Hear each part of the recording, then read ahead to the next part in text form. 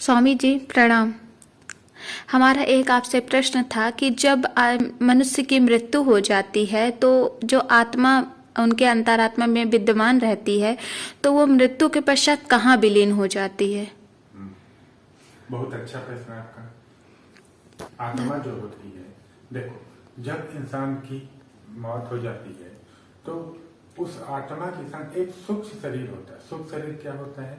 जब आप रात में सोते हैं, है ना, तो आप ये सोचते हैं कि हम वृंदावन चले गए और भगवान के दर्शन कर रहे हैं। ये कैसा होता है? सो तो आप ही रहे हैं, लेकिन वृंदावन कौन गया? वही आपका जो सुख, जब आप सो जाते हैं ना, तो आपका जो सुख शरीर वो भटकता रहता है। उसी का क्या बोलते हैं? सपना बोलते हैं। लेकिन हालांकि आपके अंदर 5 शरीर हैं, ठीक है। इसमें से मूल शरीर है ये स्थूल शरीर, जो हम बैठे हैं, जो दिखता है, उसे बोलते हैं स्थूल। दूसरा होता है ज्ञानमय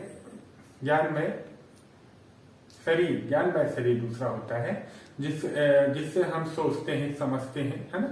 और उसमें हमारा जो हम जैसे नहीं बोल देते कि कुछ भी चीज हमको याद हो जाता है, वो कहाँ जाता है? याद हो जाता है तो 2 मिनट में याद किए, लेकिन हम नहीं भूलते हैं, है ना।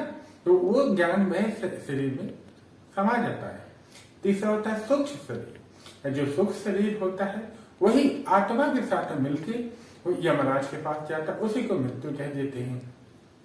अब वही जाके फिर दूसरे शरीर में चला जाता है और वही जन्म में मृत्यु हो जाता है, ठीक।